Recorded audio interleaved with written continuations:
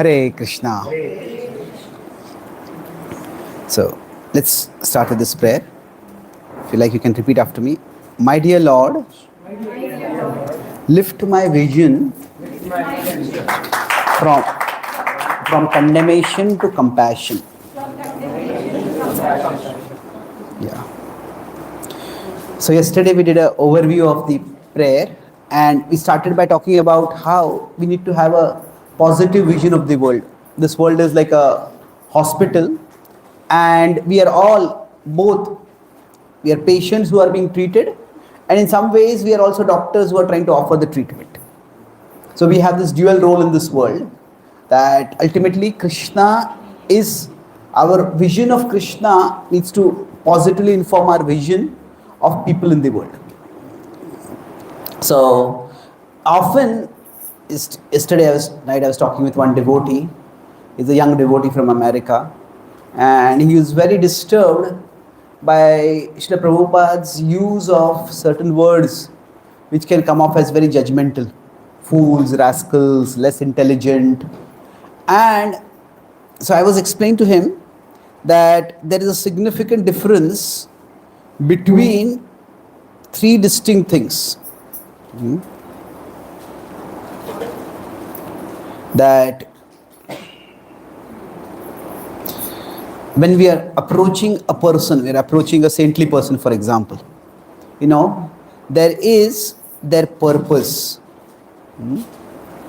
Okay, there is their purpose, there is their personality, and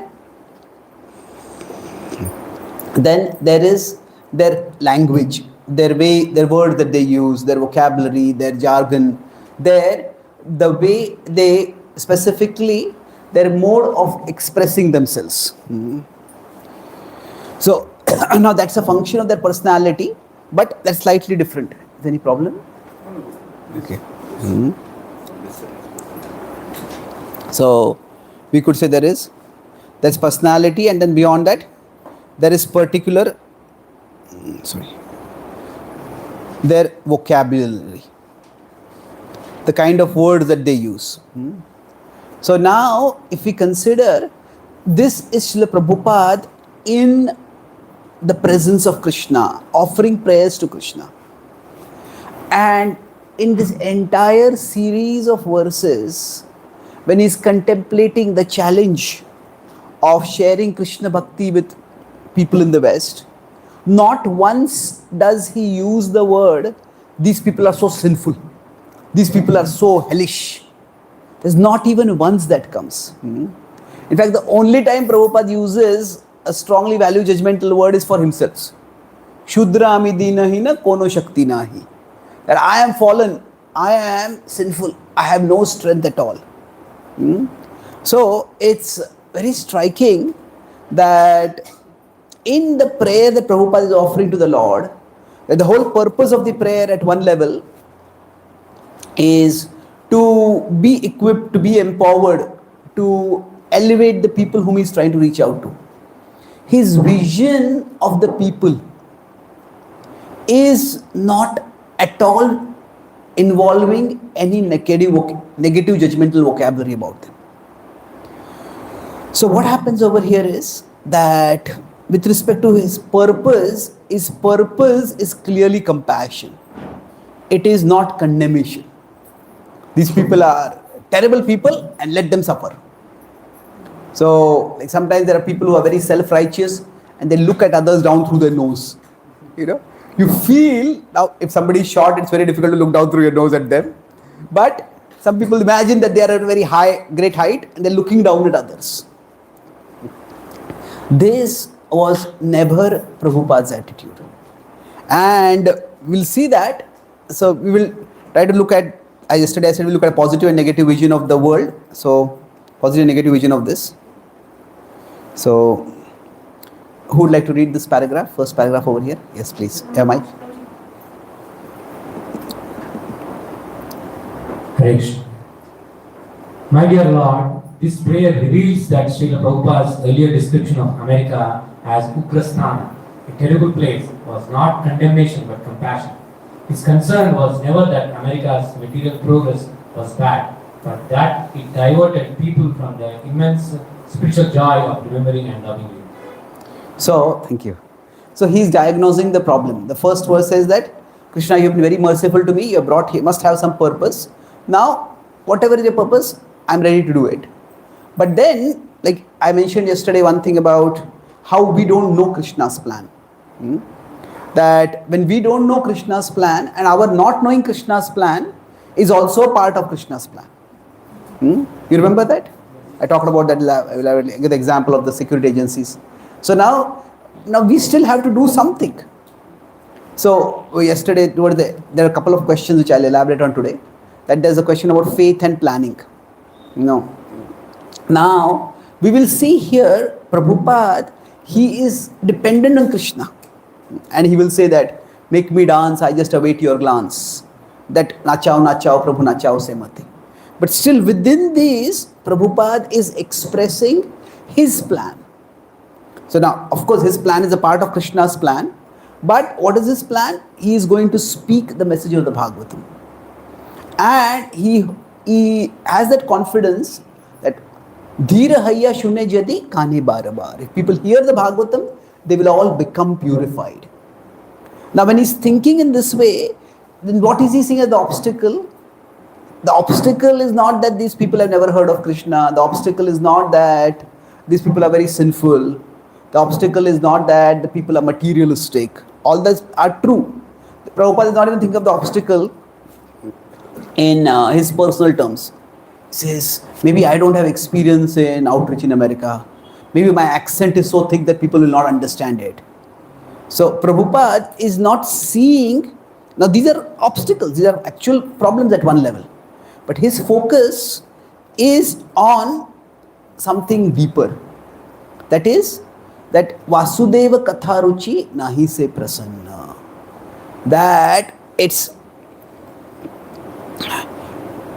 see, when wrong action is done, any kind of wrong action is done or being done, it can be seen in moral terms, or it can be seen in medical or clinical terms. So what is the difference? Moral means you are such a sinful person. Clinical means you are sick, and under the spell of that sickness, under the control of that sickness, you are doing things which you normally not do. So if somebody is coughing compulsively and that's disturbing everyone else, now we won't blame the person for coughing. We may tell them, okay, if you're so sick, maybe you should not have come to a public place. You should be private where you can be treated. So that is fair enough. But generally we don't attach blame to a person if they are behaving in a way that is clearly indicative of a disease. So now when Prabhupada is seeing here, Rajastamo gune era sabai achana. He's saying people are all covered by the modes of passion and ignorance. Now he could have very well said that, oh, these people are doing such sinful activities and that's why the modes have covered them. That would also be true. But his focus is on what? These people are covered by the modes of passion and ignorance. And then the result of the modes of passion and ignorance also, now sometimes we have this idea that passion and ignorance are bad modes. And we will talk about that. That he says the problem with them is that when we are covered by those modes, then Vasudeva Katharuchi Nahi Se Prasanna. That we will not have any taste for Vasudeva, for hearing about Krishna. So if you see from this perspective, is Prabhupada seeing people from the moral perspective or the clinical perspective? Clinical perspective. He's saying that the modes of passion, Prabhupada also uses in the Bhagavatam purports that the modes are like an infection. And then he talks about remembrance of Krishna as the means to counter the infection. So generally, now if we use the moral vision, it's very easy to go towards condemnation. That you are a sinful person and you are getting what you deserve, keep suffering. But when we see a clinical perspective, then there is a greater attitude of compassion over there. And when Prabhupada was asked that why are you preaching? He gave different answers at different times. One of the things he said is that if we have been sick for a long time and we tried many various treatments and none of them have helped to cure us, and finally we found a cure, and then we see somebody else suffering from the same disease, we would naturally want to tell them about it, the cure, because it's natural that we don't want others to continue suffering, and if we can do anything to stop them from suffering, so that is the mood of compassion. Now, value judgment to some extent is required. So the point I was making to him, I told him about this particular song, this young man who was talking. I told him that, when we are looking at saintly people, what defines them as saints is not their vocabulary. It is not even their personality. Personality means that if we consider Bhaktivinoda Thakur and Bhaktisiddhanta Thakur, Bhaktivinoda Thakur was relatively more analytical, intellectual and non-confrontational. So Bhaktisiddhanta Thakur was also of course analytical and intellectual, but he was much more confrontational, broadly speaking. So the general, in terms of historical progression, the difference is phrased that Bhaktivinoda Thakur was more like a reformer and Bhaktisiddhanta Thakur was more like a revolutionary. Now, what is the difference between a reformer and a revolutionary? Suppose somebody is staying in a house and that house has some problems.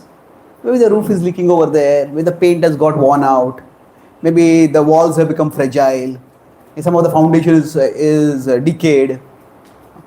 Now, a reformer will say, okay, let's fix that wall over there, fix that ceiling over there, then we'll fix this, then we'll fix this, we'll fix this. A revolutionary will come and say, blow up this whole house, we'll build a new house again.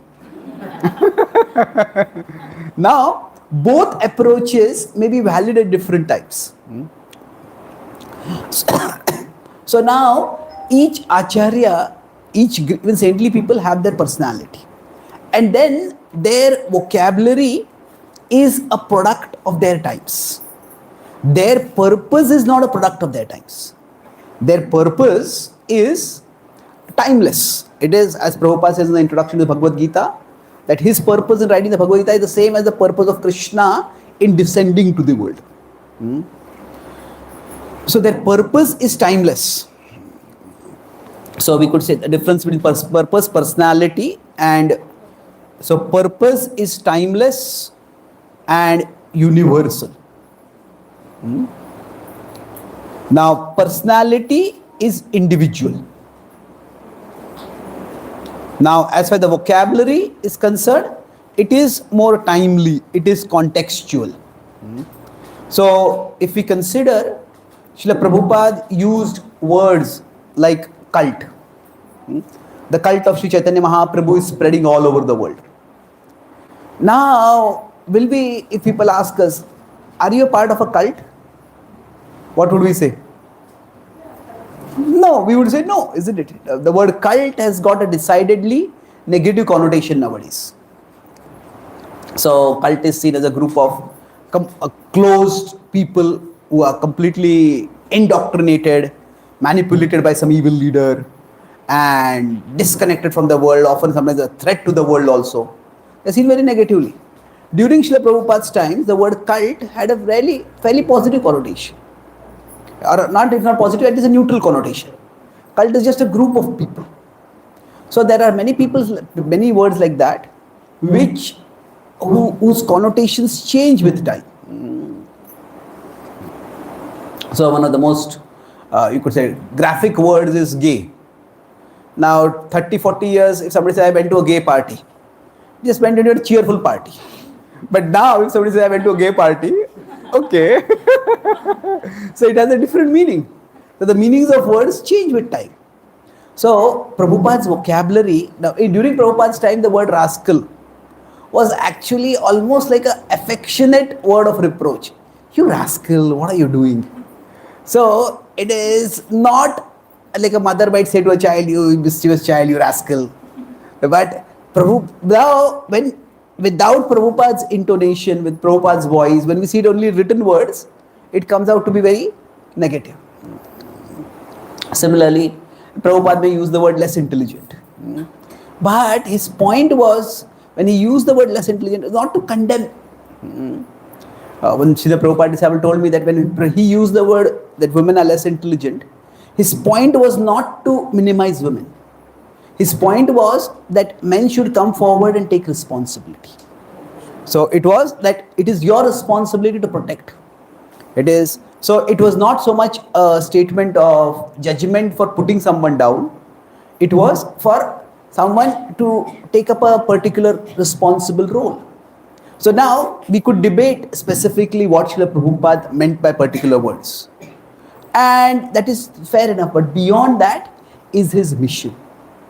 So his mission, now there may seem to be very strong judgmental words or even condemnatory words. Many times what happens for us, if you consider following an acharya, what does it mean? Following the purpose of the acharya, adopting the personality of the acharya, or adopting the vocabulary of the acharya? Yes, purpose is most important, isn't it? Now, the personality is individual, the vocabulary is also individual.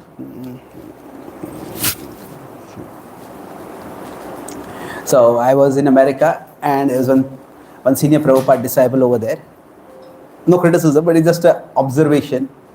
So he attended my class and he said, I have a simple criteria to know whether anybody is reading Prabhupada's books or not.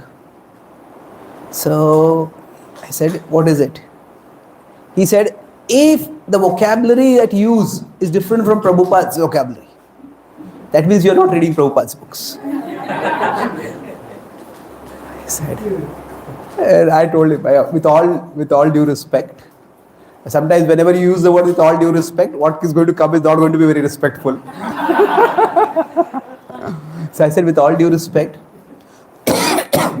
Prabhupada's vocabulary was very different from Bhaktisiddhanta Thakur's vocabulary. Would you say the same thing to Prabhupada then? So he was very upset by that. But then after that, there's another Prabhupada disciple who was there. So he was saying that actually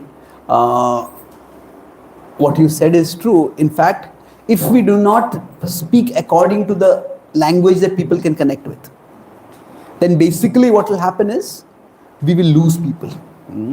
The Catholic Church has a whole committee of biblical scholars and linguists who retranslate the Bible every 25 years. That, okay, each word, this word may have changed its meaning. So what word do we use? What word do we use? Now, it's not that we have to follow the Catholic Church, but the point is there's a principle over there. We may use the same vocabulary and we may alienate people. Now, our personality, we all have our individual nature. And the principle of bhakti is not about imitating somebody's vocabulary or taking on somebody's personality. So was Prabhupada confrontational? Yes, he was. But the point was, Prabhupada was bringing people to Krishna. And Prabhupada did not start the International Society for spreading the English of 19th century or early 20th century. He started the society for Krishna consciousness. So Prabhupada basically started preaching in the 1930s. He studied it mostly in the 1910s. And much of his English was what he had learned at that time. And in fact, Prabhupada also pointed to this language when he was talking with devotee scientists. He said, you should speak the message of the scriptures in the language of the scientists. And then they will be able to understand it. So now, when Prabhupada is directly speaking to Krishna over here in a form of a prayer, it's remarkable, and I would say it's so significant that there is no value judgment at all. His focus is not on how sinful people are, how fallen people are. His focus is on that this is a disease. Now, there can be different doctors who may have different ways of speaking. If a patient is not taking medicine, some doctors may try to gently persuade. Some doctors may strongly chastise. Now, that's just the doctor's personality. Some people may say, I don't want to go to this doctor who is so blunt. And some people say, yeah, actually, I have to take the medicine and I needed this kind of shock treatment before I got the treatment, before I take the treatment. So the personality is different from the purpose. And sometimes some people unfortunately cannot see beyond the personality. And they sometimes, now Prabhupada's personality also is very attractive. He was very powerful, very deeply saintly. And during his living presence, many people were attracted, millions of people were attracted to him. But now, across space and time, when his personality comes out to us through his books, and generally if a devotee feels sometimes troubled by some of Prabhupada's words or some of Prabhupada's social positions, and one of my recommendations is read Leela Amrit. There we will see the struggles and the sacrifices of Srila Prabhupada. And in many ways, Prabhupada's life story is far more universally appealing than Prabhupada's specific teaching on social positions. His spiritual teachings are also universal and relevant, but shifting the focus from the personality to the purpose, that is very helpful. So, Prabhupada is using the word Ugrasthan for America. But again, that is not in the mood of condemnation. And it's very important that when we interact with people, whether it is our own family, our friends, our relatives, or when we are giving classes, that is, that we are able to have an overall positive vision of people. So let's look at this. But before we go there, let's read the next paragraph. Who would like to read the next paragraph? Yeah. Who was source of all joy. That compassion arose from a joy he had known since childhood. As a toddler, he would awaken each morning to the sound of his father's arati, the ringing bells, becoming his first memory of the day. It was that joy which he celebrated when he organized the Rathayatra festival in his neighborhood as a child. It was that same joy which inspired him later to shift from being a political freedom fighter for India to becoming a spiritual missionary for the India's Bhakti treasures.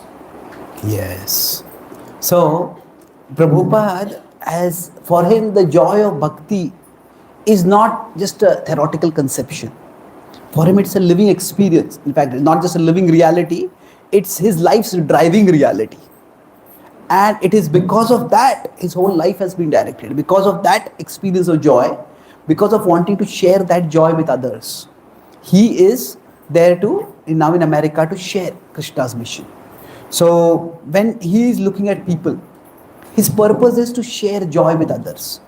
And his concern is that people, because of the modes, will not be able to taste that joy. So yesterday we talked about the vision of the world. We can see that for outreach we can see it as Maya, or we can see it as Vishay, or we can see it as Vibhuti. And so now here with respect to people, now we can see them as sinful, misdirected, or we can see them as potentially spiritual. That everybody has spiritual potential. So have any of you heard this sentence? I am a fallen soul. Now, as devotees also, we may say this ourselves. And now, we can see this as a sign of humility. But sometimes what happens is, the fallen becomes so big that the soul is forgotten. That instead of I am a fallen soul, it becomes I am fallen. So it's important to understand that fallen is a designation of the body-mind machine. Just like we say, don't be attached to the body, because we are not our body, we are souls.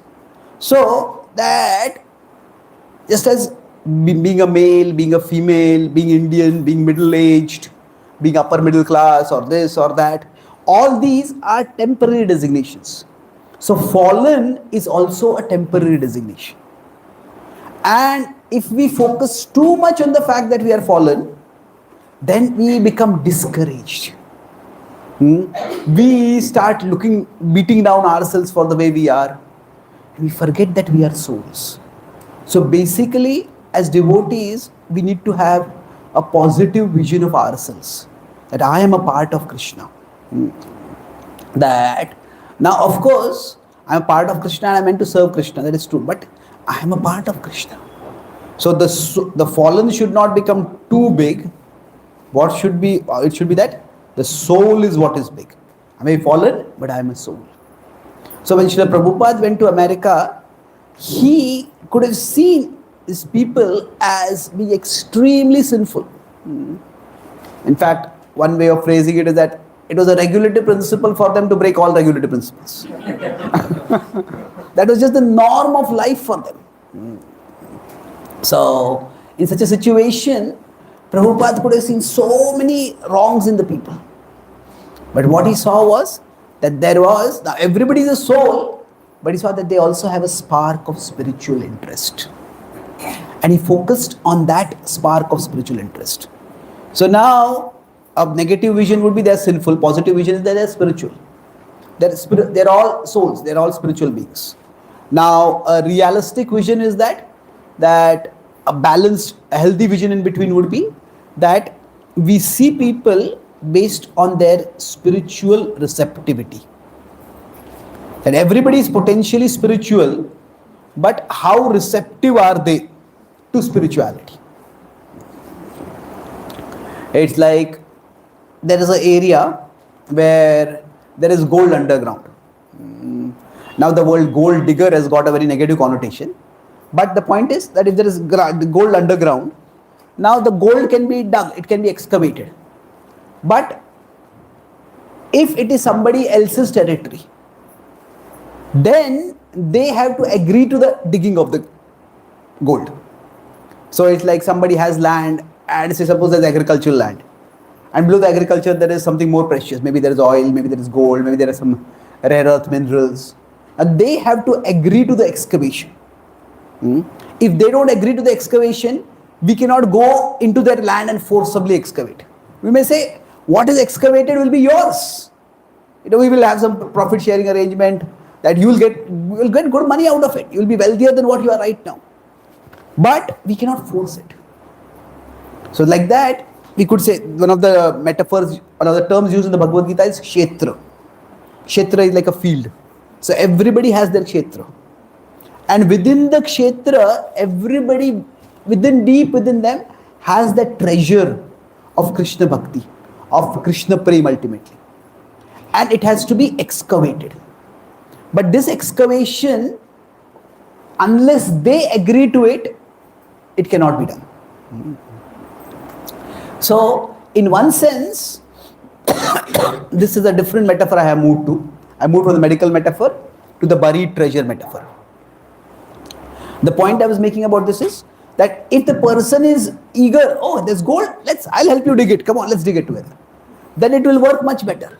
But if the person is rigidly opposed, not just rigidly, sometimes rabidly opposed, rabidly like a dog which has been bit, a person who has been bit by a dog and got rabies and they go mad sometimes.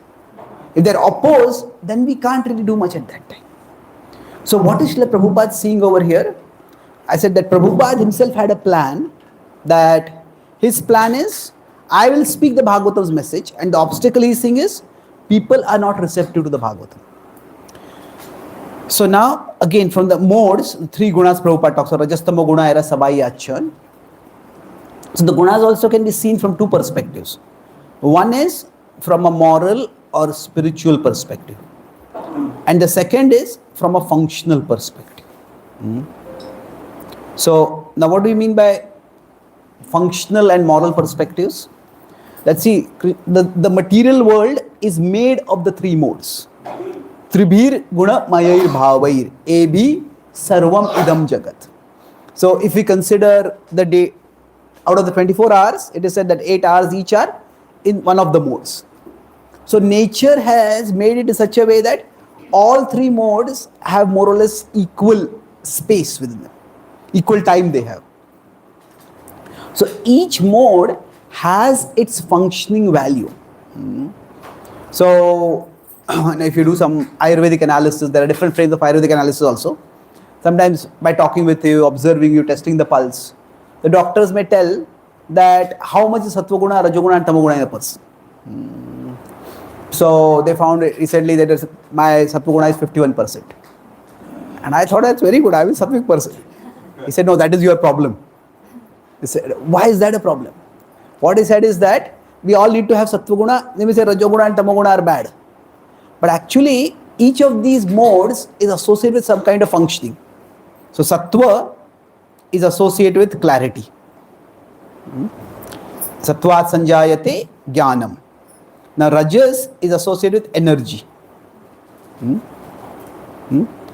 And Tamas is associated with lethargy. So when we talk about lethargy, now Rajas is associated with energy, and for doing things in the world, energy is required. One time I was in Pune and I was going to Mumbai, and I had already gone to the station, and at that time the Pune temple was in camp, I was there, and one devotee had called from Mumbai, can you get this? And I had already come to the temple, so I called the devotee in the temple, can you get this? And I was sitting in the train, and the train was about to leave. The whistle had already been blown. And I saw this devotee, where are you? He said, I'm entering the railway station. And I saw him, he was just casually walking along. I said, Prabhu, please come quickly. He said, I want to be in Sattva Guna.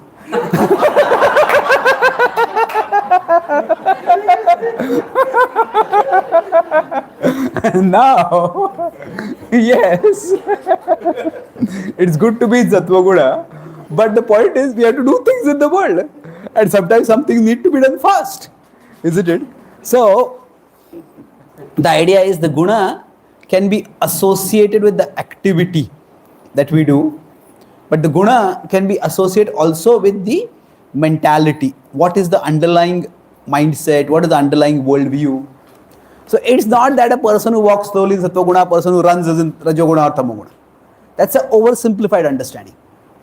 So Rajas can also be used for a higher purpose. Rajas can be used for a sattvic purpose. Similarly, Tamas is also important. Tamas is associated with lethargy. Now, quite often say if we are hearing a class and we start nodding off, that is Tamas showing unwanted mercy on us. Or maybe if the class is boring, it is wanted mercy. But the thing is, sometimes, we lie down on bed and we're just not able to sleep. So last 5-6 months, I have been having this problem of insomnia a little bit. 2-3 hours after lying down, I'm not able to sleep. So I've been reading about it. Now with ChatGPT, you get everything. So I just was doing some research on lethargy and insomnia. So there's one very articulate author who suffered from insomnia. And he wrote very insightful as well as witty things. He said, my bed became that magical place where as soon as I got on it, I would remember all the things I had not done throughout the day. And all sleep would disappear. So now, if you see that Tamoguna is what actually switches us off. There are lots of things to be done, but if our mind is just thinking of what all is to be done, we will not be able to sleep.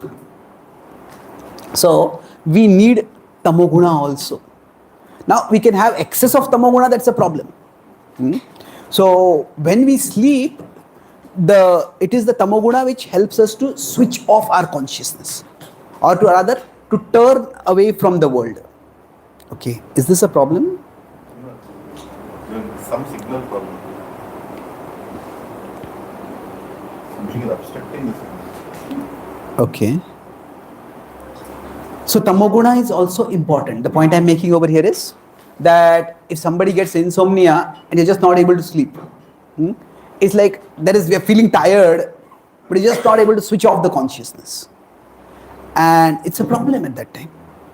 So the thing, when we say a person Sattva Guna, Rajoguna, Tamoguna, that is determined not just by the activity that they do, but is determined primarily by the guna in which they make their major decisions in life. The guna by which their values and purposes are determined. So, if a person is in Sattva Guna, then they will be careful, thoughtful about making decisions in life. They won't just make decisions based on feelings of the moment or frustrations or desires. So that which is the mode in which we not just stay most prominently, but make the most important decisions in our life. Our values and purposes are determined by which mode. So that will determine the mode which defines us.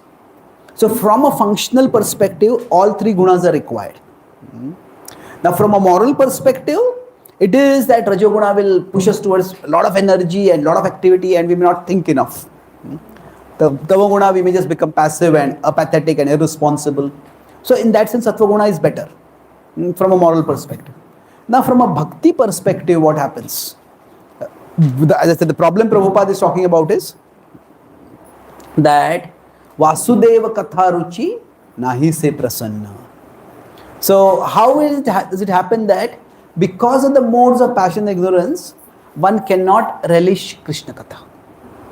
That is the problem. So the problem happens at three distinct levels. That when there is a Rajas and Tamoguna, what happens is, at one level is the association. That people who are Rajasic and Tamasic are unlikely to associate with spiritually minded people. They are unlikely to associate with devotees.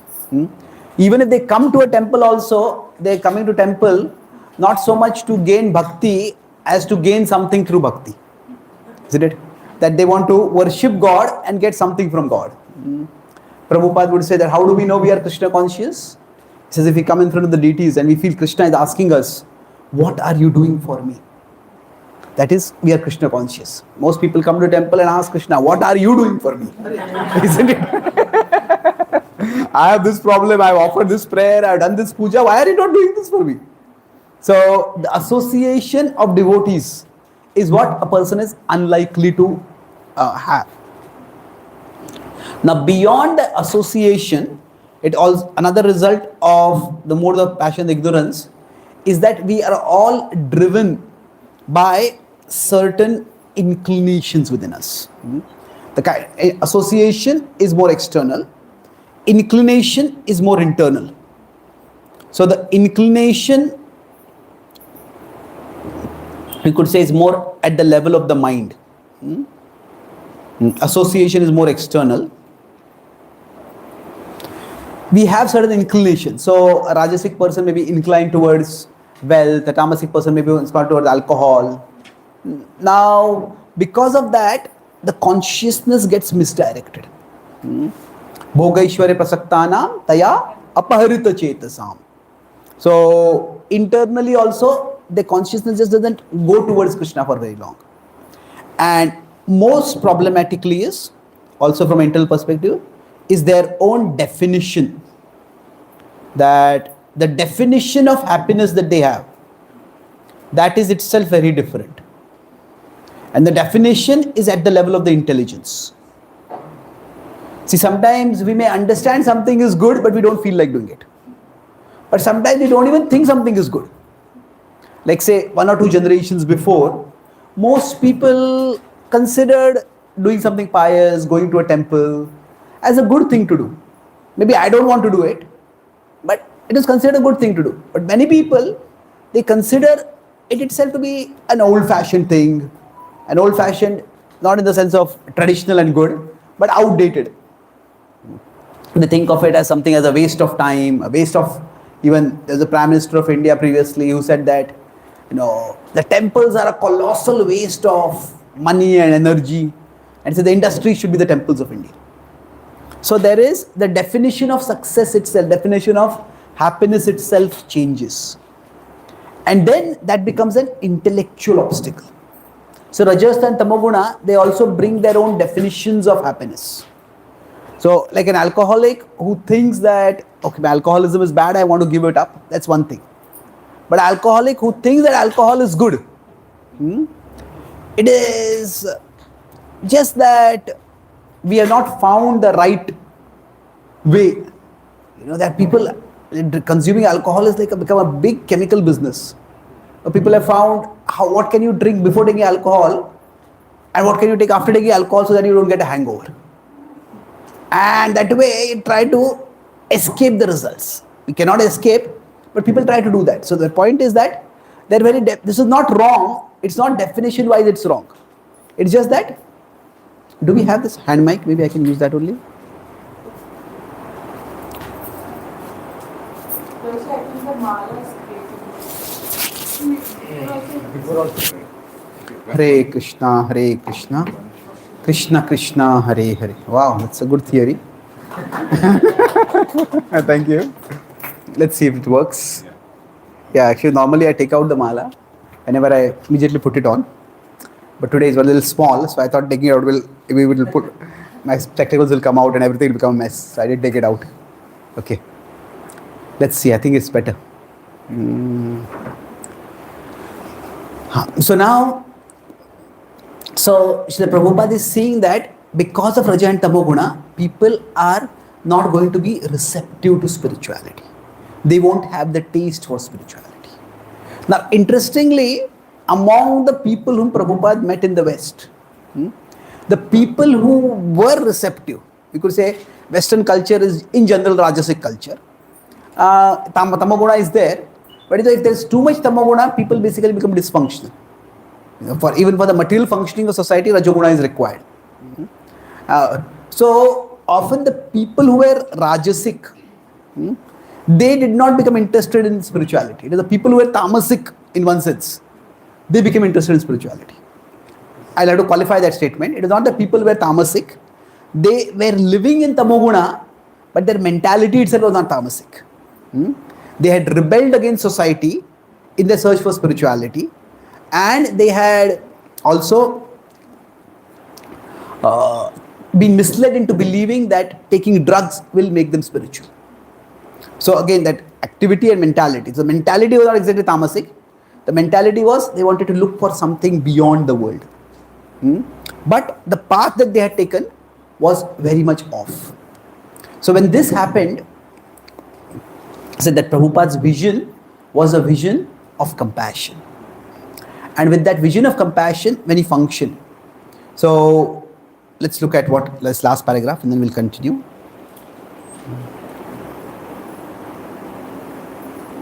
Who has the mic? Oh, the mic is here, I think. O Lord, who grants conviction, Srila Prabhupada is fully convinced that no joy even remotely compares with the joy of loving you. Grant me a fraction of his conviction that I may accept the gift of divine love he offers and share it with others, not by guilting them for their ignorance, not by judging them for their blindness, but by gently guiding them towards your light. Yes. So, what was Srila Prabhupada's approach when he went to the West? Obviously, at that time, the people there were far more, if you want to use the word sinful, far more sinful than what we were. What we might ourselves have been, or the kind of people we might encounter mostly in our outreach today. So, he was not overall in a mode of condemnation. It would just have alienated people. But that did not happen. So, when we want to look at people positively. This is one last point I'll make, and then we will have some question answers. The idea of outreach is that, say, if I am here and the other person is here, this could be a family member, this could be a colleague, this could be a relative, or this could be just a person coming for a program. Now, it's not that in every way we are higher than others. Just in the case of spiritual knowledge and maybe spiritual practices, we are at a level higher than others. Now, when we interact with people, there are 4 possibilities. What we want to do is, we lift them up. This is the best possibility. Now, the worst possibility is that they pull us down.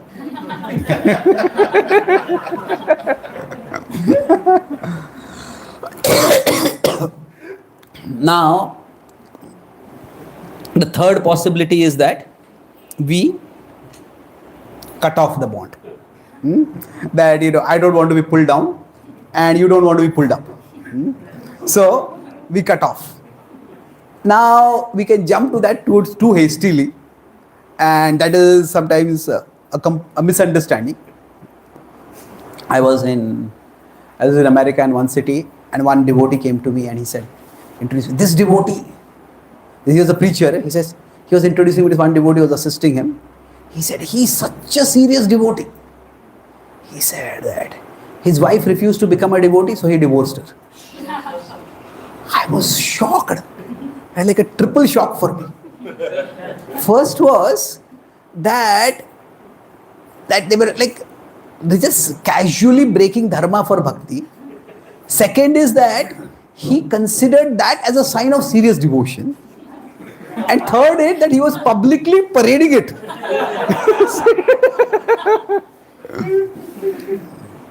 So I told him, Prabhu, if it had been a child, and if a parent had abandoned the child, would you have said the same thing? He says, child is different. He says, it's a responsibility, isn't it? Did Prabhupada reject his wife immediately? You know, it's now, sometimes we talk about vidyate hridaya granti chidyante sarva samshaya, cutting off the knot. But it's more an internal detachment, not an external abandonment. And along with that, there is a particular stage. Yes, Prabhupada did leave his wife, but that was after he lived his grahastha life in the vanaprastha stage. So this cutting off prematurely is not healthy. Now, the fourth possibility is that there is a status quo. Live and let live. It's you will stay there, I'll stay here. Now the fourth is that from where we are, they may not come up immediately. So we create gradual steps for them. Now those steps may take a long time. Sometimes it may be bahunam janmanam ante also. But gradually we get them there. So the idea is that if when we are looking at people, I started my first session by talking about how we have a vision with which we look at others. That means we look at the world, oh, this world is the place of Maya, or this world is the place of Krishna. There is an object and we put a frame around that object. So similarly, what happens for us, that there is a person and often we put a frame, a label around that person. Now that label may have some basis in truth, but still it's a label. So sometimes it may happen that, okay, this person eats meat, therefore this person is a meat eater. This person takes alcohol, therefore this person is a drunkard. Or this person goes to worship that particular devata, this person is the demigod worship. This person follows impersonalism, this person is the impersonalist. So now, functionally, sometimes such designations may be necessary. But at the same time, our philosophy is sarvopadhi vinirmuktam. We need to go beyond all designations. We need to see everyone as a soul. As a soul, as a part of Krishna. And yes, quite often what happens is, so I'm talking about how we look at people. So I'll talk about three broad things now. And if you don't complete all three today, I'll continue this tomorrow. That when we are looking at the word, see, somehow I'm not very compatible with the word non-devotees also. Because it's a very, not generally a judgmental word, it's a presumptuous word. Because it's almost as if we are saying that ISKCON has a monopoly on devotion. And anybody who's not a member, ISKCON member is a non-devotee. It's not like that. So now we could say there are some like I started by talking about vocabulary. So there is a group of devotees who are all working on trying to develop like a Vaishnav thesaurus. Thesaurus is a book of synonyms. So for many common words that we use, what would be more culturally attuned words? So for example, instead of preaching, we can use outreach. Now for preacher, there is no such word right now as outreacher. So I'm outreacher. So there's no word like that. There's of course a website where you can submit new words, and then there's a polling done, and if many sufficient people support that word, then it gets included in the dictionary. That also happens. English is a democratic language. So now the thing is that there are different devotees are coming up with different words. But as of now, for non-devotee, we can use non-practitioner. But then they may be practicing something else. They're not practicing our part, but we cannot call them non-practitioners. So we may use the word outsiders. But outsiders sounds like too much like you're putting them outside. So there is no good word for it. But let's say that there are people whom we normally call as non-devotees. So the non-devotees can be, they three categories broadly, many, but we talk about what are the four categories of people who don't come to Krishna. Krishna says,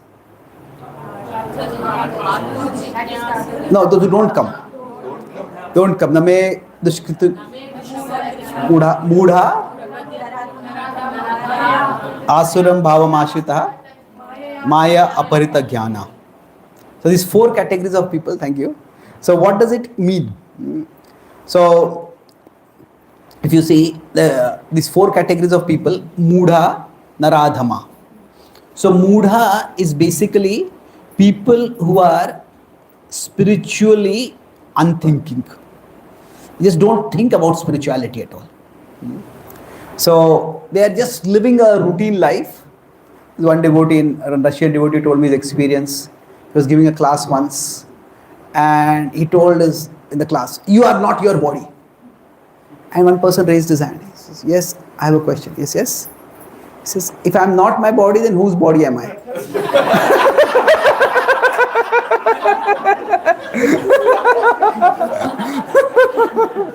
So the idea that I have something other than the body was so difficult to comprehend. So there are some people who are spiritually unthinking. That is mudha. Then there are people who are materially addicted. That is naradhama. So I'm not just using the word attached, I'm using the word addicted. That means they have got some habits which have caught them so tightly that they often go down. Prabhupada uses the word lowest among human beings. That means they are so caught in animal propensities that they just can't think of anything higher. So now the mudha and naradhama are not the same thing. The mudha has never thought of spirituality only. And it's so far outside their domain of thinking that, what is that word? Ascharyavat pashyati kashchidenam, that verse, Some people, shutvapyenam vedan chaiva kashchit. Some people, even after hearing, they just can't comprehend it at all. So that they're spiritually unthinking. Now the materially addicted they are completely caught in matter. Third is what? Mayaya apahrita jnana. So it's interesting here, he's using the word they have jnana. They're not ajnani. It's a very curious phrasing. Ajnani is ignorant. Mayaya apahrita jnana. They have knowledge, but their knowledge is covered over or stolen away.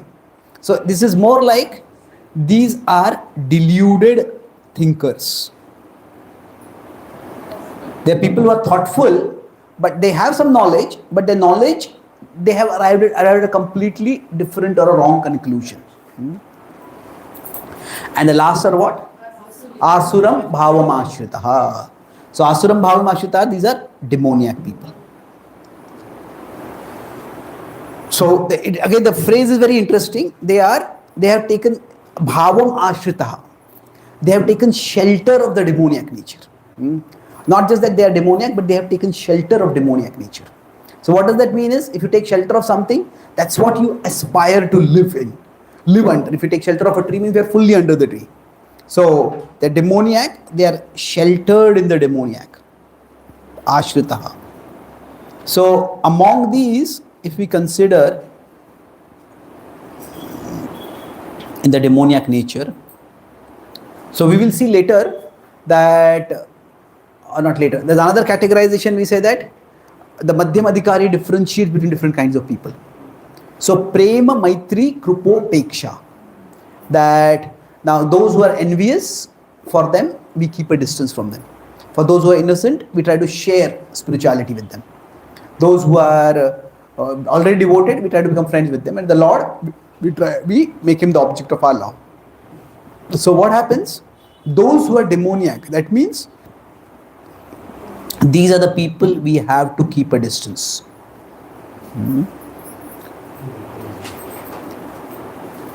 Now it's interesting the way Krishna is using this phrase, that he's saying those who are sheltered in the demoniac. What that means is not just that they are demoniac people, but they actively propagate that. If you're taking shelter of something, you want to share that with others.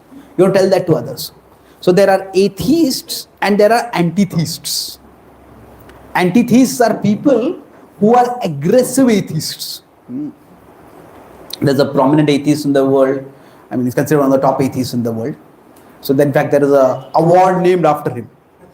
So every year, the person who writes the best book on atheism, he gives that award to them. And it's considered a big honor.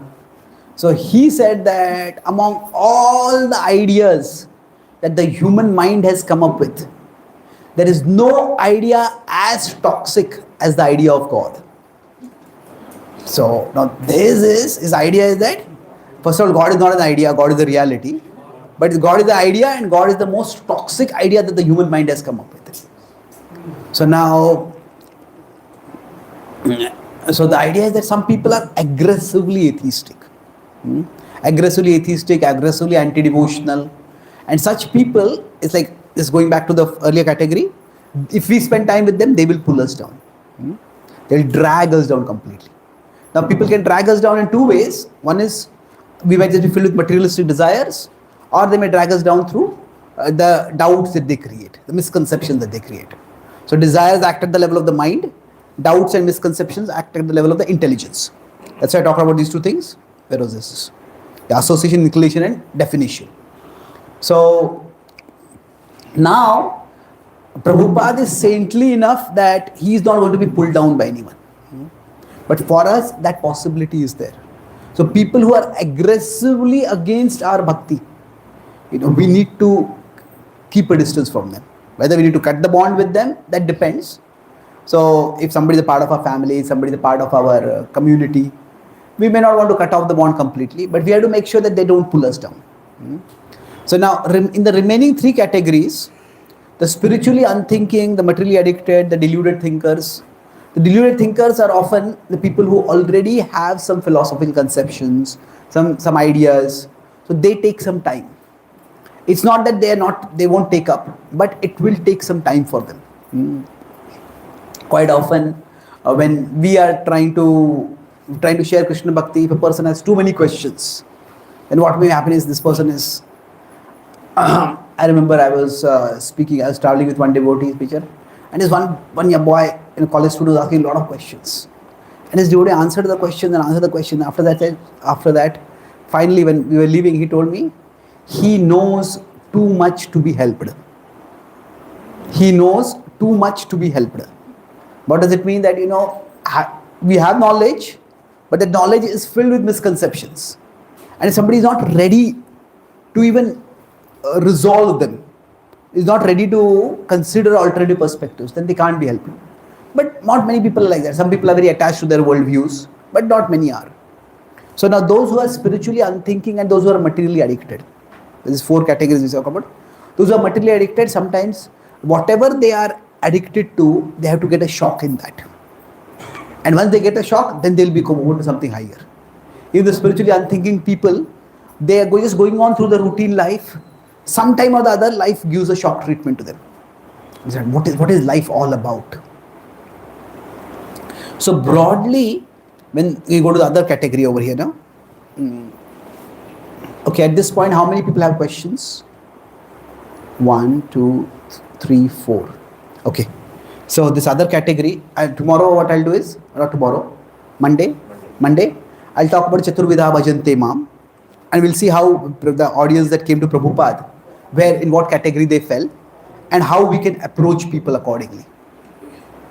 So broadly, these people are almost impossible to reach out to. People in this category, it's you keep a distance. Now the others, quite often, it's more like we have to give time to them. Not give our time to them, but give them time.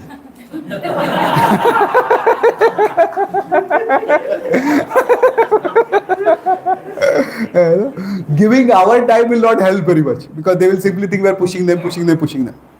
But give them time means that as they go through life, they'll get some experiences and they will themselves learn.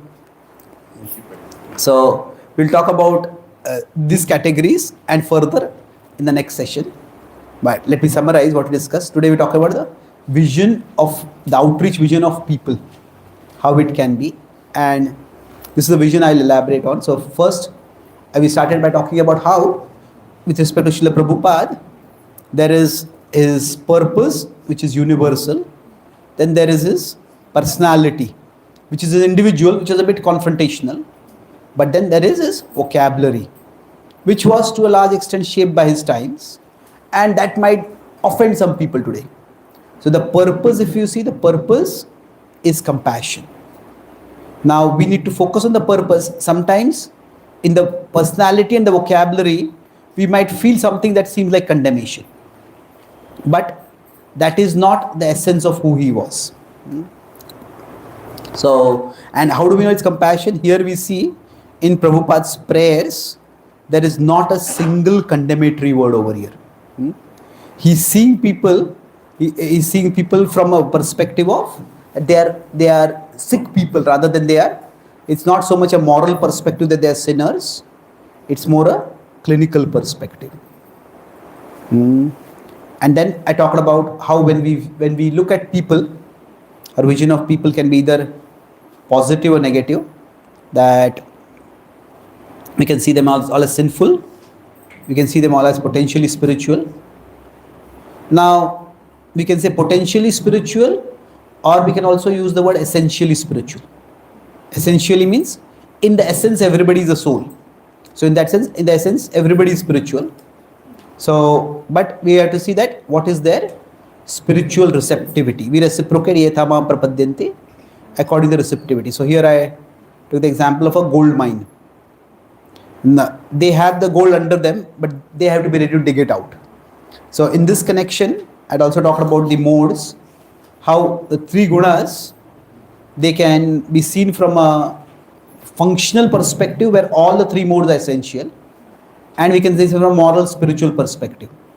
Now from the moral or spiritual perspective, the lower modes, rajas and tamas, the problem with them is that they make us unreceptive to spirituality in three ways. I'd use this acronym called, these are the people who need aid. What is that? The association, they're unlikely to take spiritual association. Their inclinations are such that they will not really give time for spirituality. And their very definition of happiness is such that they may not come towards spirituality. And the last part I discussed was that, so once we understand that I want to have a positive vision of people, so what determines people's spiritual receptivity? Are they spiritually receptive? So we talked about how when people come, that these four categories of people are there, and within these four categories of people, we broadly, when we are dealing with people, there are many things can happen. We can lift them up, that's the best possibility. They can drag us down, that's the worst possibility. Then we can cut off, that's the third possibility. Then we can just status quo, that can be the fourth possibility.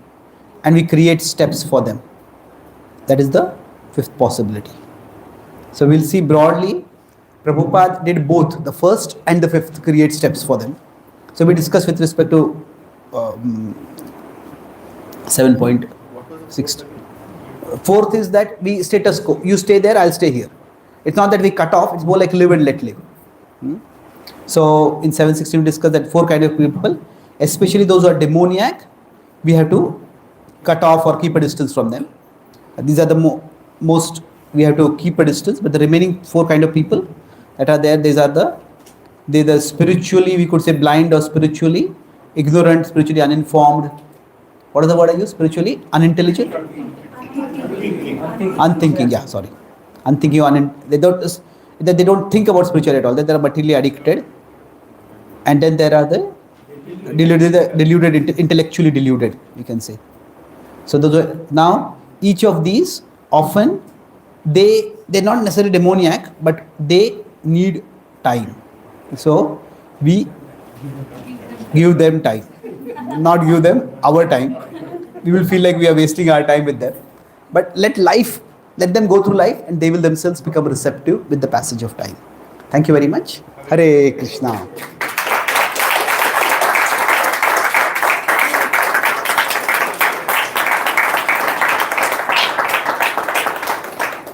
So any quick yes.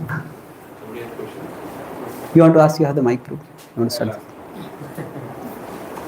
Hare Krishna. It's a really good lecture. First question, when it comes in terms of when we listen to the different persons, so our emotions, our intellectual is different. So means we should be dedicated to one person to listen to them soft, or we should be, because that's my first question. Second is to we should be developing love towards Krishna. This is the one perspective. Second perspective, in terms of preaching, whatever we are learning in terms of means we should be in terms of which approach should be there. Means Prabhupada approach mostly in terms of preaching, the mood, what we are saying, the mood, or what is the purpose is the love towards Krishna. Okay. So, Okay, two distinct questions. So the first question is that should we hear from one person when we are trying to learn? Well, there are two different things over here. Initially, when we are introduced, there are some people who introduce us, and then through them we connect with Krishna. So gradually, initially we learn from them. So it's good to hear and get a grasp of the basics. And that's why hearing consistently in the form of a course. So what happens, we will get a basic hold of Krishna consciousness. So consistently hearing from one person, especially in terms of following what we are going to do in our life. One devotee may come and give class and say, oh, studying Shastra is very important. Another devotee may say that, okay, chanting is very important. Another devotee may come and say, book distribution is very important. And we make everything very important, then we make ourselves very important. Isn't it? We can't do everything, and we will end up doing nothing. So in that sense, whichever community we are a part of, whatever its emphasis, we adopt that initially. Now, as we grow further, we will all need like-minded association to thrive. Now, like-minded association, Sajatiya Sangha, broadly it has three characteristics. One is that when I'm talking more about Sajatiya guide also, not just equals but even guides. So that the first is that we understand their mind. That means when they give classes, they answer questions, it makes sense to us. The second is they understand our mind. That means if we raise some doubt, we make some objection, they don't immediately label and condemn us. They understand where we are coming from. Okay, this is what you're thinking. And third is that they help us to understand our mind. You're thinking like this is where your doubt is coming from, and you thought about this, but you've not thought about this. So they help us understand our mind. So eventually we need at least one or two like-minded devotees. Without that, it will be very difficult to flourish in bhakti. So now, how we find that like-minded devotee, that depends. So whether the devotee who brought us to bhakti will be the same person who is like-minded for us in the long run, that may change. And sometimes we may have to hear from many different devotees so that we find out what is like-minded for us. Because in many ways we don't know our mind also to some extent, isn't it? So now like-minded does not mean that we become like our mind, isn't it? Our mind can be materialistic, it can be short-sighted, but overall we are talking about we have a particular way of thinking and we can't completely change that. Some people are more rational, some people are more relational, some people are more physically active, some people are more introspective. So you can't completely change that, and we don't have to change that. Okay? Now the second question is that should we focus on developing love for Krishna, or should we do what Prabhupada focus on, say, preaching? I don't think the two are completely unrelated. See, each of us, we should be doing things which draw our heart toward Krishna. So it could be that maybe if there is a particular speaker whose classes we like, if there are particular Vaishnava bhajans we like, particular pastimes, particular books, So we need to nourish, among all the activities that we do, something that nourishes our attraction toward Krishna needs to be done on a regular basis. At the same time, we'll find that if we focus too much on that, see, Krishna consciousness is not meant to be, Krishna consciousness is not meant for hiding from reality. It is meant for us, to guiding us to reality. Isn't it? So hiding from reality means, oh, life has this problem, that problem, just forget everything, chant Hare Krishna. Well, we still have to live in the world, isn't it? We have to deal with the challenges of the world. So we can get some shelter in Krishna consciousness, but eventually after getting shelter, we need to re-emerge. So love for Krishna doesn't come simply that. Love can come from attraction. Oh, I hear this pastime, I like this pastime, I become attracted by it. That's good if you have already some attraction. But love for Krishna also comes through purification. And purification comes by Krishna's mercy. And Krishna's mercy comes not just when we do the things we like to do, but Krishna's mercy also comes when we do service. So what is very dear to Krishna is, Krishna says, nobody is as dear to me as one who shares this message with others. Tasman manusheshu kaschin me priyakruttama. He says that nobody in future will also be as dear to me. Bhavita chaname tasman anya priyataro bhuvi. So Prabhupada is very dear to Krishna, and if we assist Srila Prabhupada, we will also become dear to Prabhupada and to Krishna. So that's why, yes, we want to develop love for Krishna, but love for Krishna comes by both ways. One is for doing the things for which we already have attraction for Krishna. So you may say, I like kirtans, I like katha, I like deity worship. That doing what already attraction is there by doing it, but that alone, it could very well be just a material attraction in the sense that, oh, it's new, I like to do it. After some time, it may fade out also. It may be our material inclination, so it may not fade out also. But is it really connecting us with Krishna? No. Somebody just has an artistic tendency, they like to do art. They do beautiful art. But for them, whether they're doing Krishna art or some mundane art, it makes no difference. They just like to do art. So how much is the Krishna connection developing through that? It may be, it may not be. So the idea is that we also need purification. Purification means that this is where we do whatever is required. We do service. Whatever is the part of Srila Prabhupada's mission. And that's where preaching is also important. Okay. Thank you. Any other questions? Maybe a couple of questions we'll take and then stop. Yes, please. Hare Krishna. So my question is related to guna, what you told, three gunas and both all are needed. So my question is related to guna and varna. So one system. So are they related? For example, that whether Kshatriya should have the Rajas guna more. So that kind of any relation is there. Definitely. To varna and guna. So when I talk about gunas in functional terms, then is it that particular varnas have particular gunas more? Yes, of course. See, Kshatriyas definitely need far more rajas than Brahmanas. Now, if somebody has a lot of rajas, they will not be able to do Brahmanical activity for too long. Sitting, studying, researching, analyzing, writing, all this requires a lot of sattva guna. See, even those who are in Rajoguna may also be to scholars to some extent. They may be great speakers. But for them, it is more that speaking or even studying. Studying is a tool for doing. For Brahmanas, studying is a tool for understanding. Brahmanas are more Jnanendriya centered. Kshatriyas are more Karmendriya centered. So it's more observing and understanding versus doing, executing, getting others to do things. So definitely Kshatriyas will need more Rajoguna. And now, yes, Vaishyas and Shudras, when you say Tamoguna is more, that does not necessarily mean the lethargy is more. Tamoguna, Shudras also have to work over there. But the idea is that their spiritual inclination, their philosophical receptivity will be much lesser than others. And in many ways, Shudras, see, people who are Tamoguna, their inner compass is weak. So it's very difficult for them to regulate themselves. And that's why there are, in some ways, the legal rules for Kshatriyas, for Shudras are quite a lot.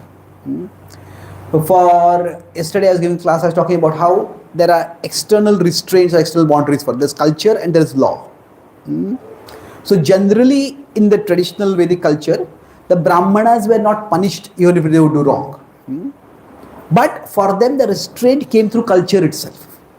That means the way you live as a Brahmana, if you do something unclean, wash your hands, you do this, do this, do this.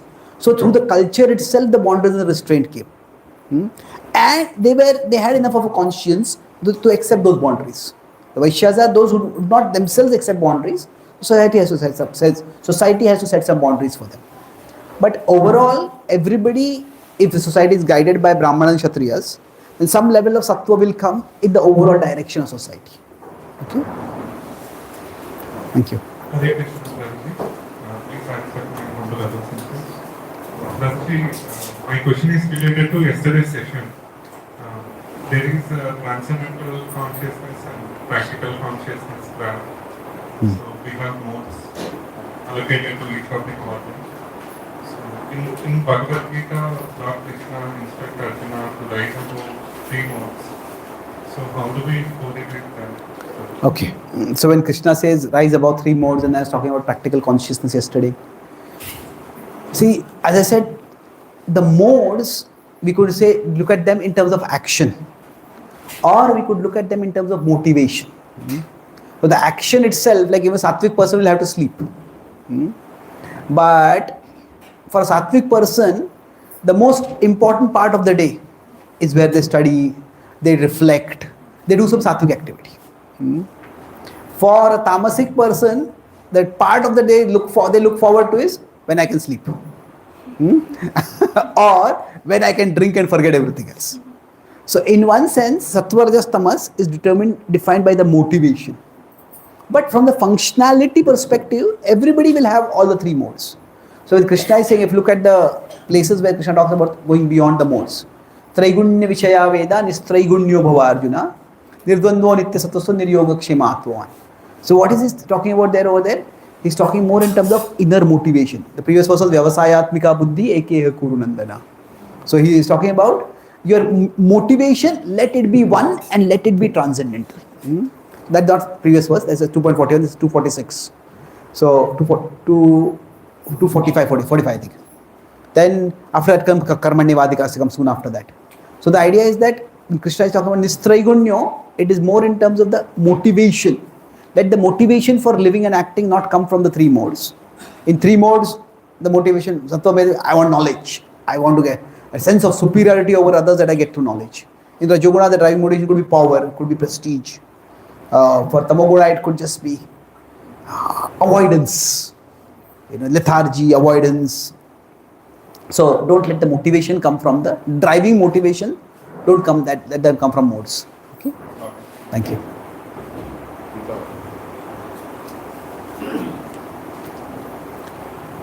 Hare Krishna, Prabhuji.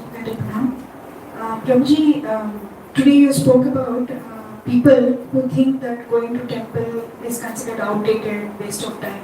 They think that actually bhakti is just an activity of a day.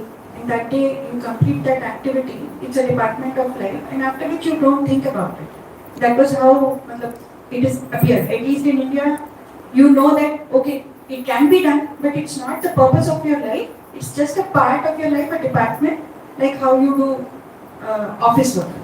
So, in the outreach program, I'm assuming that these people come under the spiritually unthinking category because they are not out and out, they are not atheistic, demoniac or anything like that. I'm assuming they are spiritually unthinking. In the outreach, we can still ignore them, give them time. What happens when such people are there in your own family who are not, we are functioning on a different plane, where we are thinking that bhakti is the purpose of our life, and within which we are trying to adjust the material activities in such a way that this becomes like, I tell my family that this is my primary job and everything else is my part-time job. So that's how I function. I don't tell them outright, this is how I think. I tell them in palatable ways, but they are not able to make sense of this. How can this be everything? It's such a waste of time. I mean, you don't have any purpose in life or what types. have no motivation to achieve something big or anything like that. All you keep doing is only this. So what do we do? We give them time means permanently all through their life. I am seeing that they will be taking time only. And there will never be an intersection or point where they will understand our point of view and give us that respect. And we know that they are not able to think this way. It's not their fault. They have not come to understand this concept itself. I'm not able to understand how exactly to make peace with the situation and what should be our approach in such a case. Because it is only considered, the more we involve in this, they are thinking we are ignoring them and we are being arrogant with our approach. So what do we do in such cases? Sorry for... Thank you. Years are passing, but I'm not able to make sense. Thank you. Thank you for that very sincere question. So, I'll quickly rephrase the question that if we have a family who see Bhakti as one part of life, they are not interested in that part themselves, but they still think of it as one part. For us, Bhakti is our entire life, and that mismatch of conceptions is coming, and they don't seem to be at all changing or becoming any more receptive, and they think that we are wasting our time. They don't. My care is only about when they are thinking that this can't be your whole purpose of life. So they may not be stopping us, but they do object to our prioritizing it. So that we are wasting time, we are being foolish. Yeah. So that how could we make this our entire life? That they question our prioritizing it so much. Yeah. Welcome to ISKCON.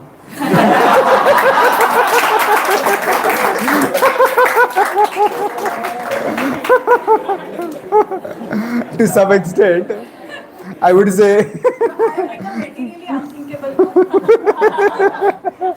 No. I just ignore. I just do my duty and leave it. Now, I would say that if anybody has not faced this problem, then they are the exceptionally fortunate people. Almost everybody has faced this problem. So, my answer, is also, my understanding has evolved as I talk with different devotees at different times. So, I would say that there are three distinct things over here. So, this will be a little long answer, right? And we will take remaining questions tomorrow. And if this answer is not complete, I may elaborate on this tomorrow also. Can they have the prasadam and buy? Yeah, I think that's okay. Hear the answer? If you want to close the altar and... Start disturbing others. Okay, sure. We'll finish. Okay, I'll finish in about 5 to 10 minutes I'll take for this answer. See, the first thing is that I think I had given this class long ago, but I'll quickly repeat it, that there is Krishna here, there is I am here, and the other person is here.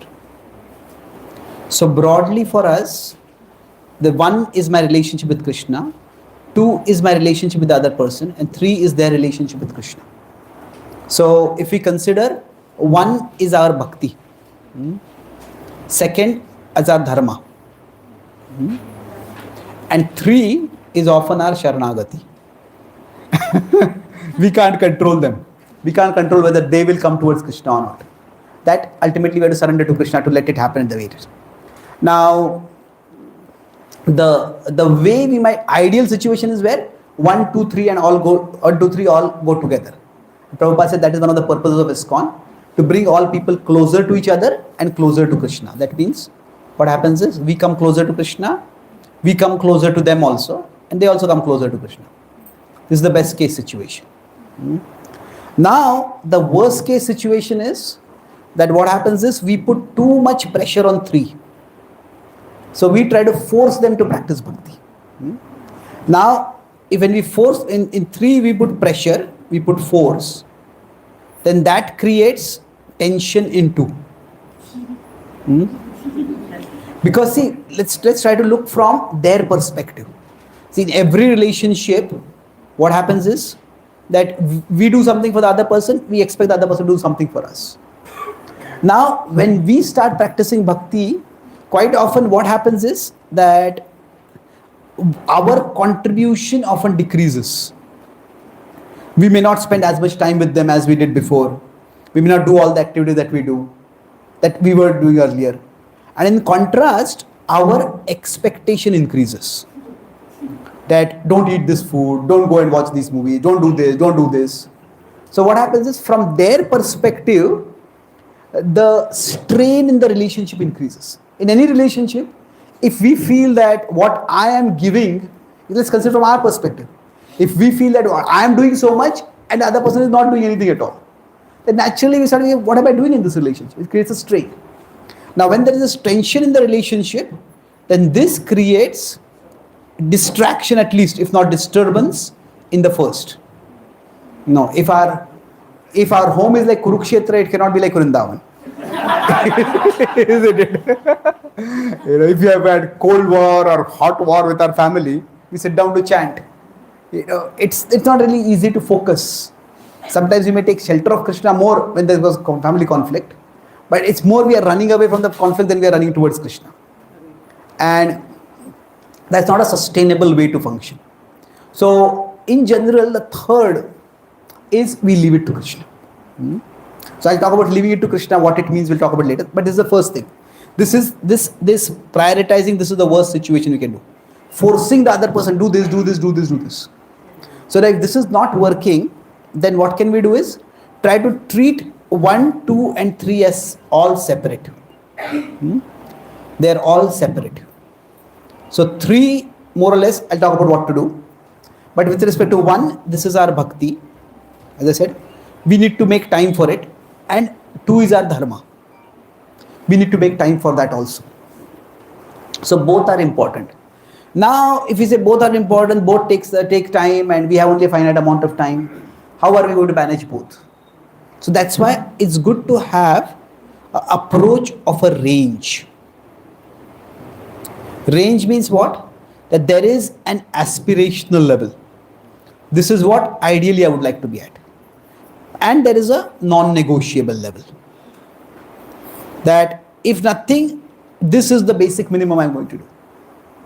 So aspirational and non-negotiable, this range can be there within our bhakti. And Krishna also talks about a range approach. For example, in bhakti when he talks about 12 I won't go into the verses, but 12.8 to 11, he says, be absorbed in me, otherwise try to think of me, otherwise work for me. If you can't work for me, then work for a higher cause.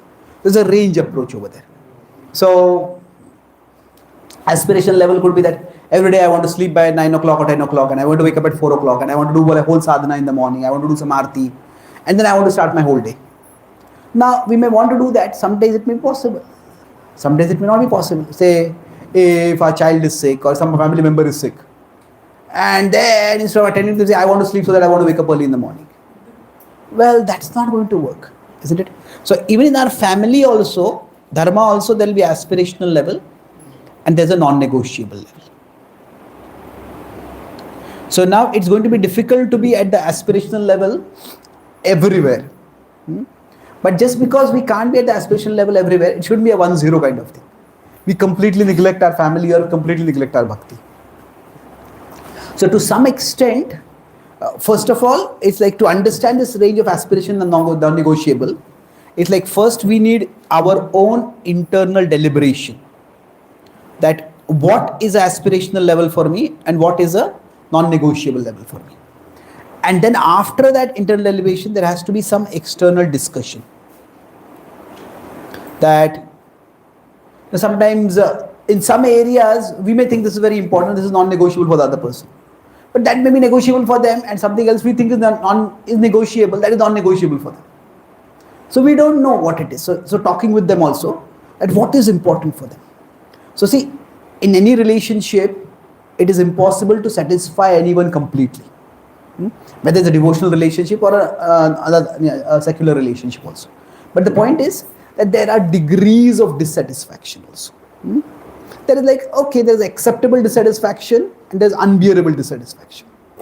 So we shouldn't be going to the, Krishna says, Yasman no dvijate loko, lokan no dvijate chaya. So that means that we are not disturbed by others and we don't disturb others. So generally, when do we get disturbed by others? When they pull us below our non-negotiable level. When say, if somebody says, come to this party and eat meat. So, no, I'm not going to do that. No. What kind of friend are you if you don't eat meat?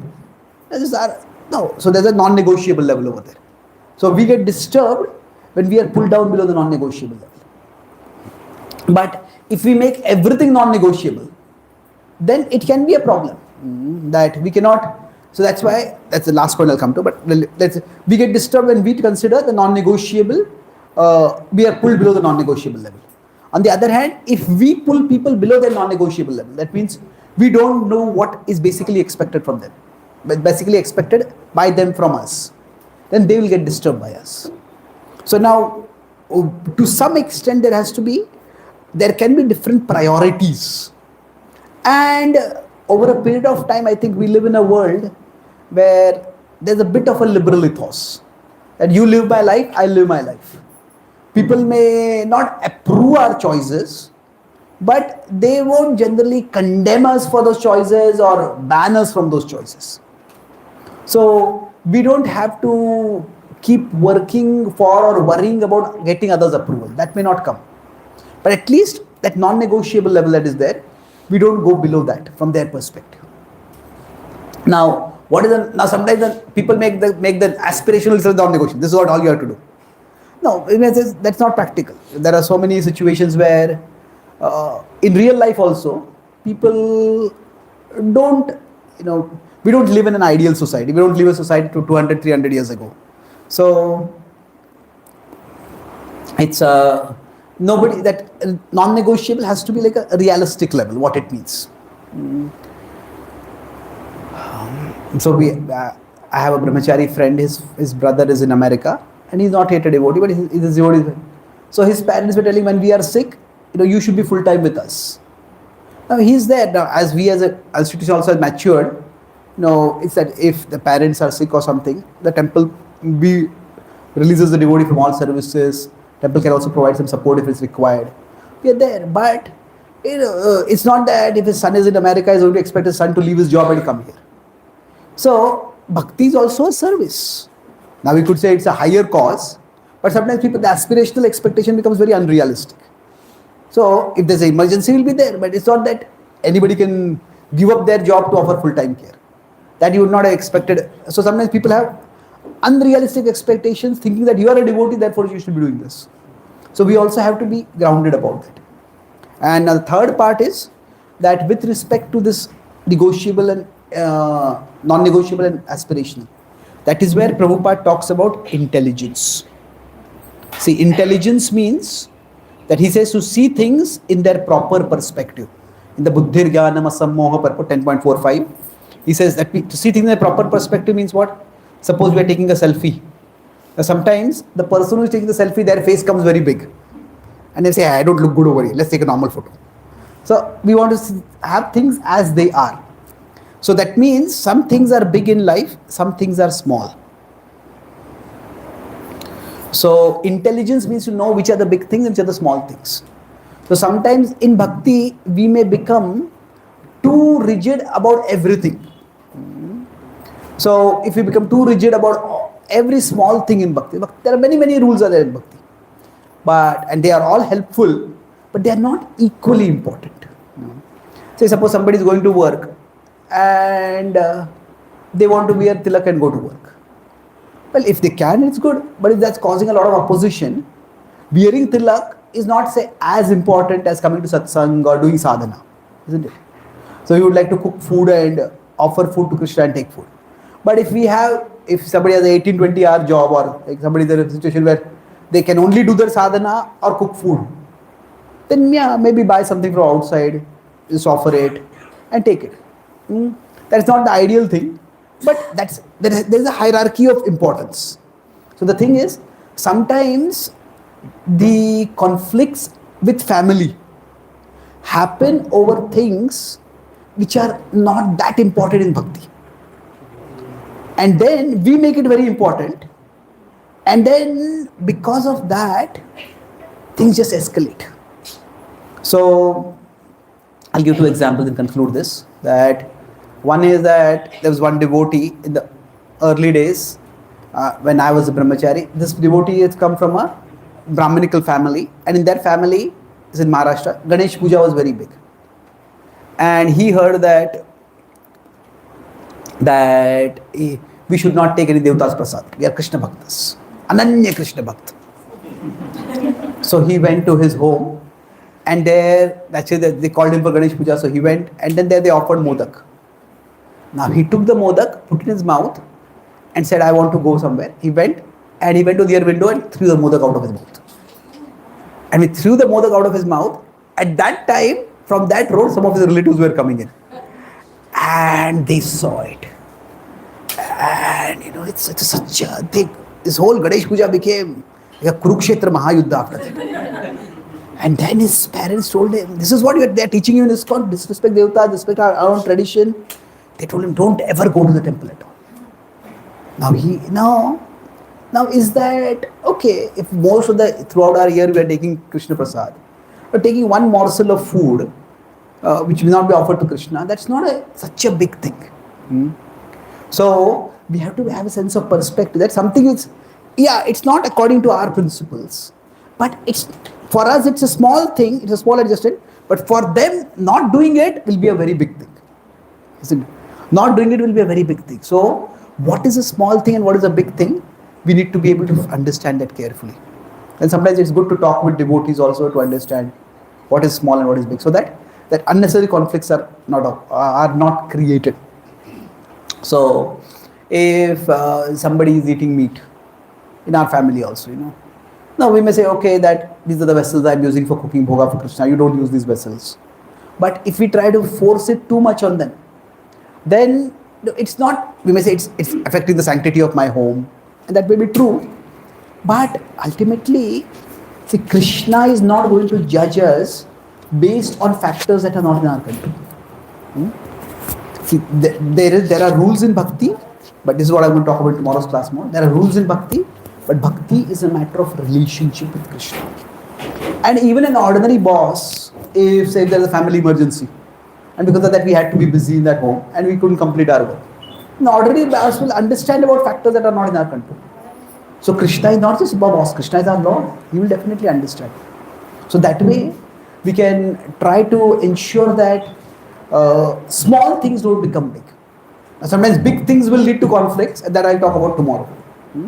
But small things we don't escalate too much. Okay. So thank you very much. Srila Prabhupada ki, Gaur Bhakta Vrinda ki, Gaur Premanande. Thank you, Prabhu, for taking time to answer this very intriguing situation.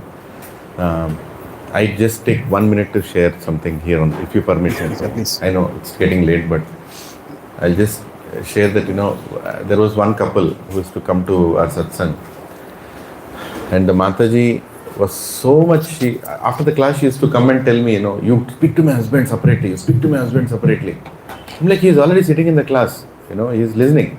No, he's not listening. You have to tell him. And I'm like, give him his time, he's listening. And then it went to an extent in between the class. She's like, did you understand what he told? Man, what's going on? I know he's a male, and there is a male ego also. There is so many, and there are people around. And I was trying to tell that Mataji, that's not a right behavior. You shouldn't do like that. Like, you don't know him, Prabhu, I know him. You don't know what he does in the house. Okay, whatever he does.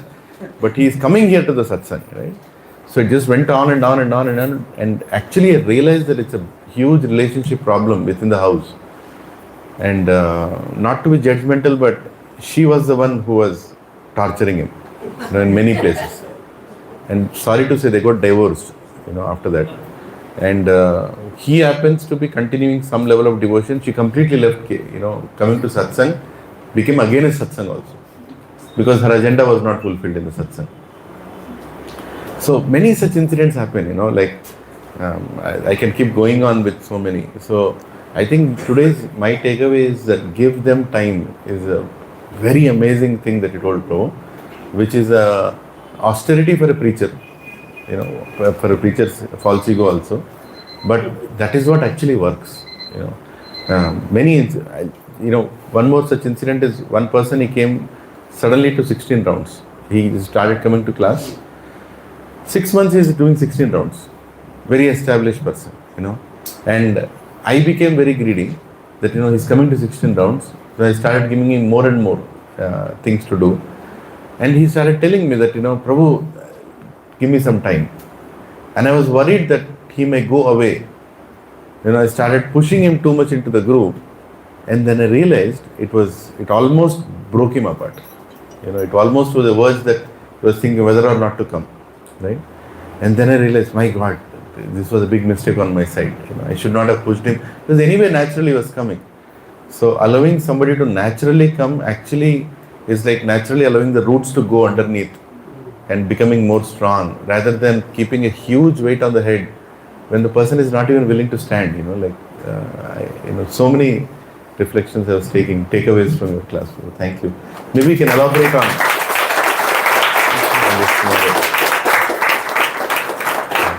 Have you ever had a class on spiritual bypassing? Spiritual bypassing? No. No? Okay. Okay. Spiritual bypassing is like you use God to stay away from God. Oh my God. I'll explain what that means. That is, that it's like you said, religion becomes an excuse for dodging the responsibility or the challenge that may also come in our life from God's plan. Tomorrow, day after, one of the next sessions, I'll talk about that then. We should do that session, so it will be very helpful. Yeah, and Prabhuji and Mataji, so tomorrow is Nityananda Trayadashi. Most merciful personality, ever more merciful than even Chaitanya Mahaprabhu to become a devotee, and yet he is uncompromisingly, sharing his mercy. So tomorrow Prabhuji is going to come for a lecture on Nityananda Trayadashi. Tomorrow is Saturday, if you all remember. So Abhishekam will start at 10:15. Do not